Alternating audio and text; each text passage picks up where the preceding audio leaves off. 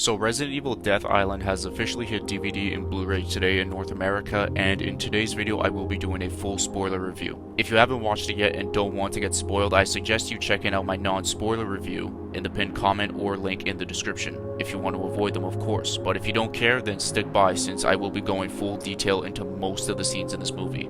So before we get into it, be sure to leave a like on this video to help it get into the YouTube algorithm and subscribe to the channel for more RE content in the near future, and now let's get into it. The way you should approach this movie is to not take it seriously, because if you ultimately do, you are going to tear this movie apart bit by bit. I walked into this with the goal to just have fun and see what other protagonists have been up to, and I enjoyed most of what I saw. So the beginning scene of the movie is focused on a flashback to Raccoon City revolving around the main antagonist of the movie, Dylan Blake, helping establish the main villain early into the movie, which is a very good thing, and shows the situation as to how he was a soldier wanting to help people turning into a villain as his unit gets infected besides his best friend. This is a Raccoon City flashback by the way, and are forced to quarantine for now. But suddenly they turn into zombies and Dylan's friend ends up getting bitten, fighting them off, and then Dylan is eventually forced to kill his best friend, giving him his arc as a villain.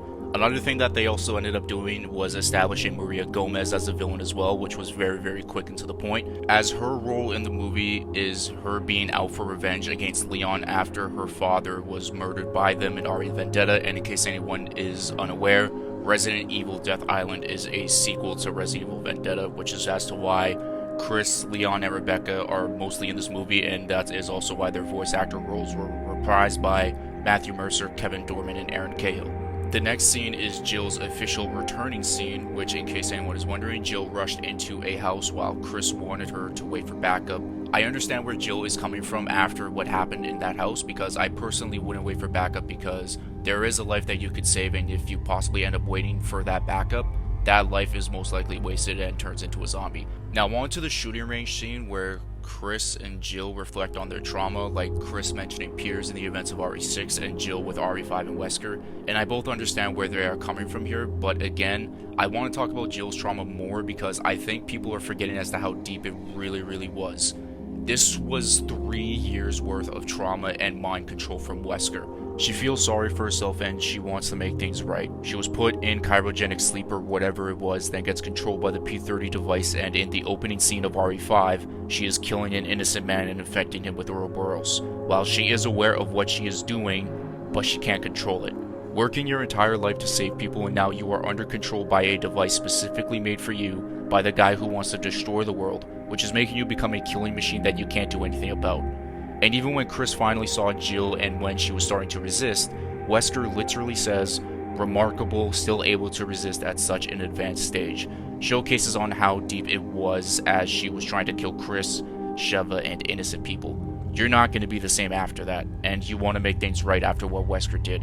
And I know after this movie she probably still has that chip on her shoulder, or edge if she returns in a new Resident Evil game, which she rightfully should in Resident Evil 9 personally. Rebecca lets the team know about a few people that were infected with the T-virus all visited Alcatraz Island before, and the team goes on a little prison tour. Well, safe to say, it goes to shit and we're in a shootout now.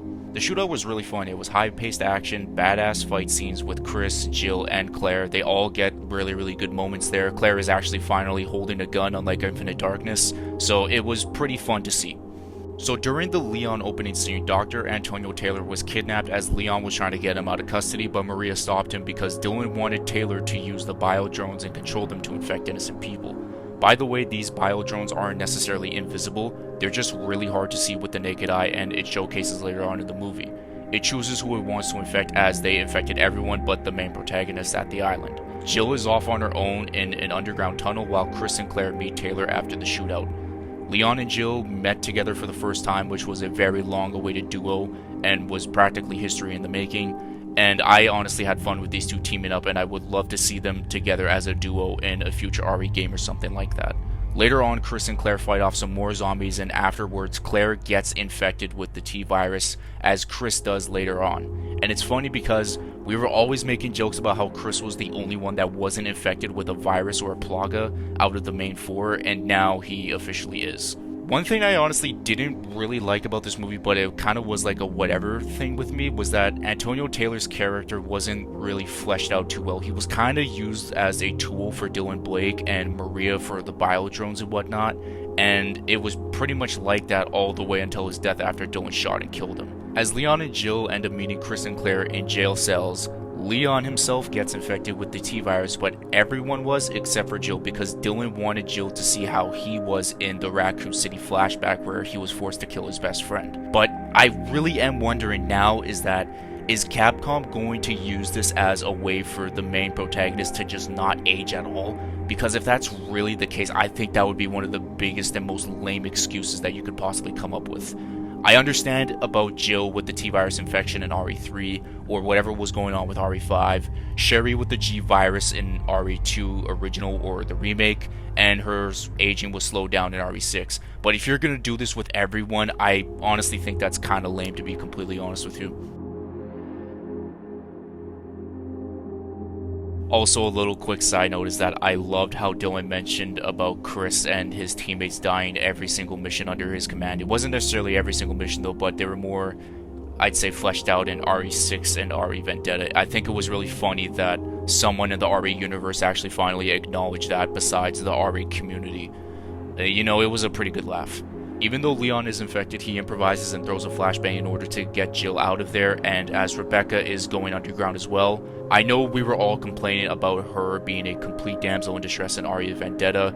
That's not the case in this movie, and I think the writers did know that we have to make her have a really good moment, and she arguably had the best moment in the entire movie, as she had 3 cures in a briefcase and she used them all on Leon, Chris, and Claire.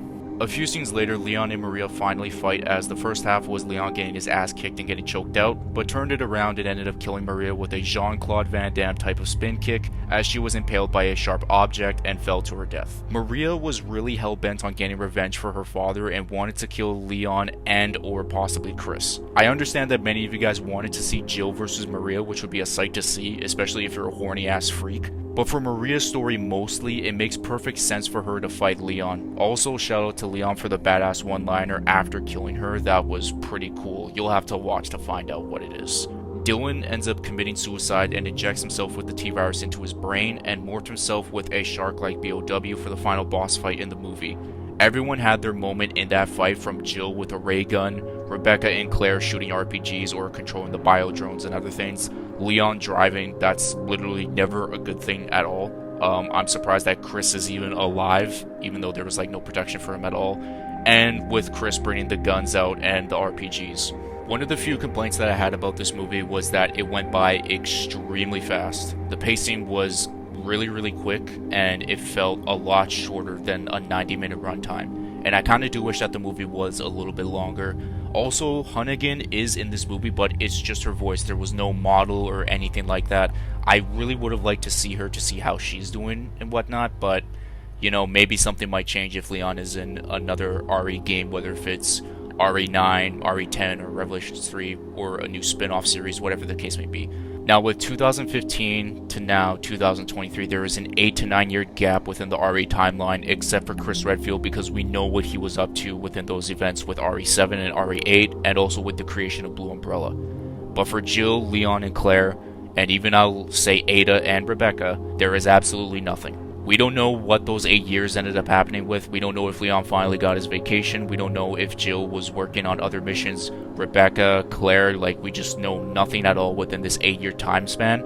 And for some reason, I wouldn't even say some reason at all, because I really want this game, is that I think Revelations 3 could be the perfect game to fill in something for that gap. The producers of this movie stated if this succeeds and doesn't flop, they will consider bringing back RE characters that haven't gotten the spotlight in a very long time for the next CGI movie. For example, Billy Cohen, Sheva Alomar, Ada Wong, Barry Burton, Sherry Birkin, which that reason alone makes me want to see this movie succeed and be received well, so that can happen. I'm not necessarily saying it's guaranteed, but there is a very big chance that happens.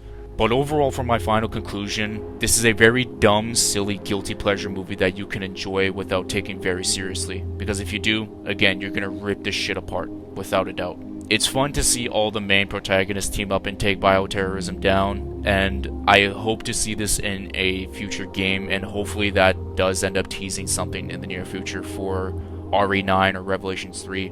And with this movie now, it makes me want those 2 games even more. I know RE9 is in development, but for Revelations 3, it honestly would be a dream come true, because I haven't heard a damn thing about it in a very long time. But overall, I really enjoyed this movie, and for those who have watched it, let me know your thoughts in the comment section down below, and let me know about your reviews for this movie as well. And thank you guys for watching. If you enjoyed, please leave a like on this video. Hit the subscribe button if you are new and want to see more Resident Evil content in the future. I hope you guys have yourselves a good day, good night, and a good sleep, and I'll catch you guys in my next video. Peace out, and much love.